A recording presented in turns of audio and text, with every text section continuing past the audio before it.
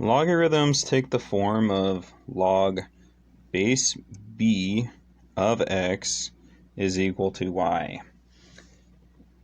What exactly does this mean? For example, log base 5 of 25. Logarithms and exponentials are tied together. In fact, they're inverse operations. If we have this y is equal to log base b of x, then that means that x is equal to b to the y. B to the y then, in this case, would be 5 to the y is equal to 25. And that just means that y is equal to 2 because 5 times 5 is 25. Logarithms and exponents are, or exponentiation, they're inverse functions. So they're going to be sharing properties. This is just a very basic example of a logarithm. Properties of them would be like the product rule. When we have exponents, we just add them together. When we have logarithms, we're going to be splitting them apart. Now this becomes log of x plus log of y.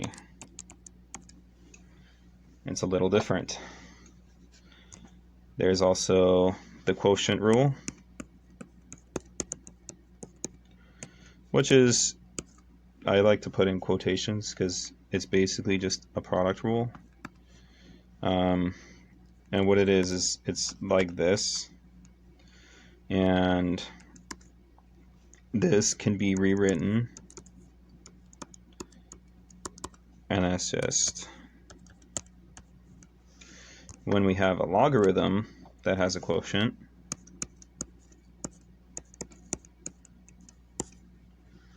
that too is also like a power.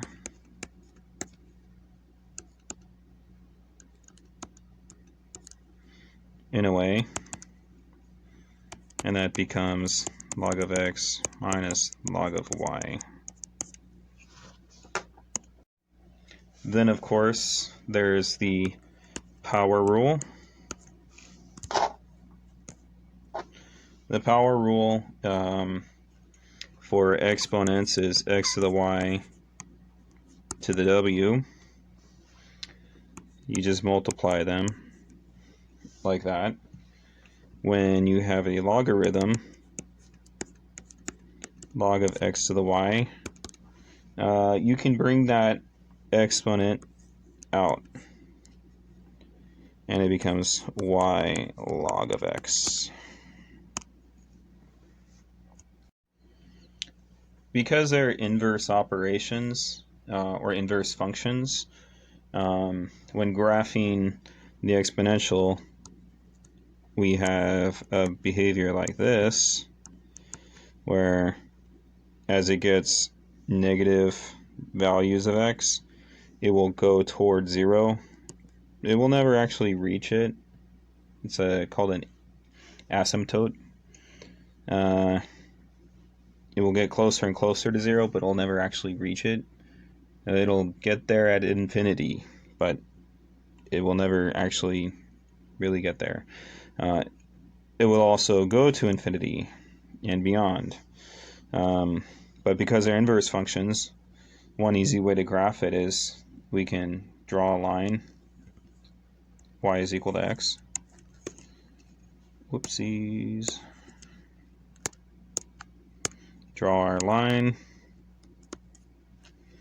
and reflect the entire exponential function across this y is equal to x line, and we will get something like this.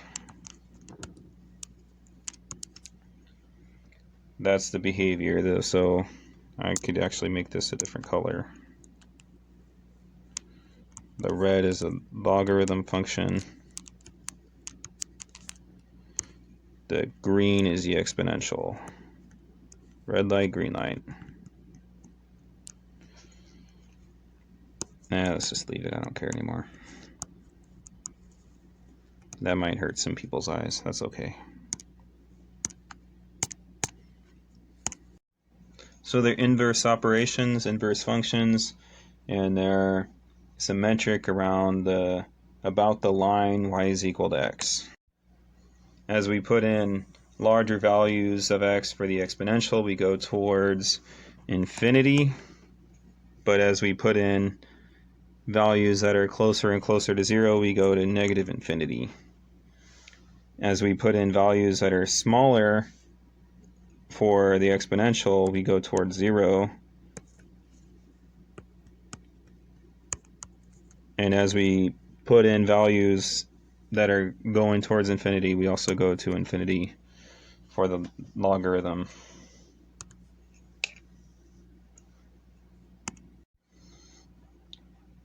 Logarithms and exponentials basically kind of undo each other. If we have, say, y is equal to the natural log of x, we could just raise this everything to the power of e. This is known as exponentiating, and this just becomes like if we wanted to solve for x, for instance, this would just become e to the y is equal to e to the natural log of x, and that just becomes x. If we wanted to repeat this process, we would take, if we wanted to solve that for y now, I mean, we know the answer already, but we would take the natural log of e to the y is equal to the natural log of x, and due to the power rule that I explained earlier, we have y natural log of e is equal to natural log of x. Now when we have the log base is equal to the argument, that's just equal to 1. And the natural log is just log base e, and then that's just log base e of e, that's just 1. So we just pulled the variable out.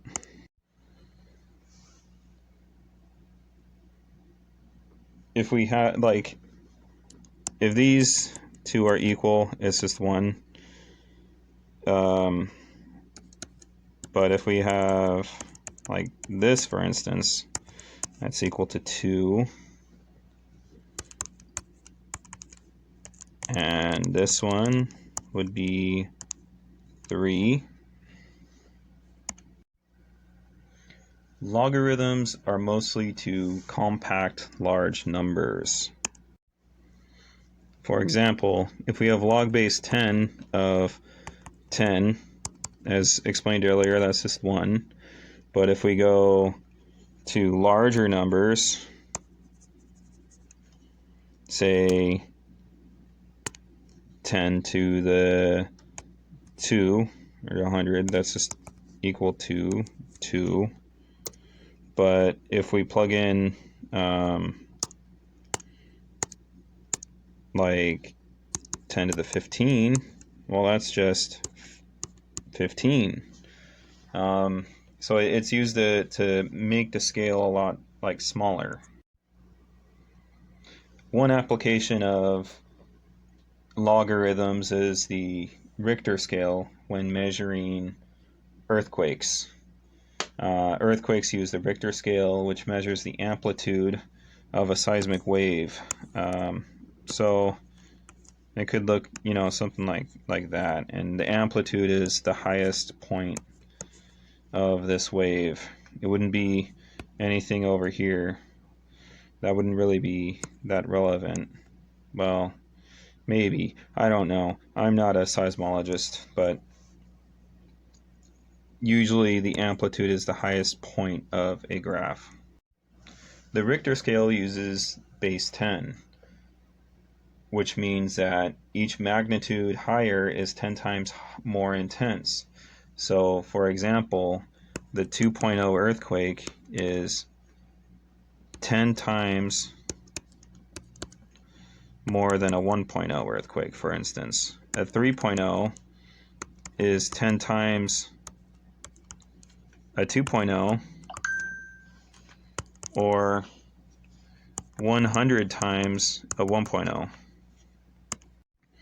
The formula most often used would be this m is equal to log base 10 of a over a naught, though the 10 could technically be erased, but for here I'll just leave it. So the m is magnitude. Drop my pen. Magnitude.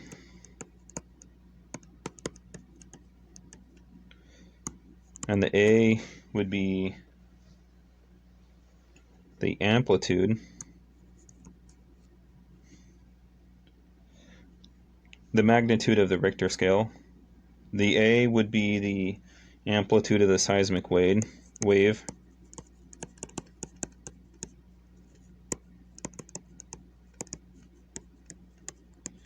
And a naught would be some reference amplitude. This would depend on the seismograph, some calibration. It doesn't have some reference value from what I was able to get. So we'll just write reference.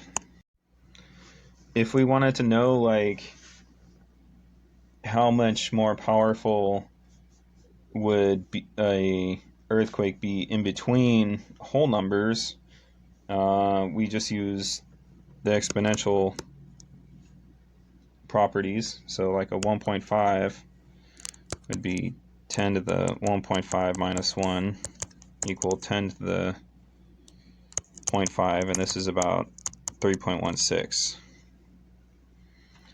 What about 2.5? Well, 10 to the 2.5 minus 1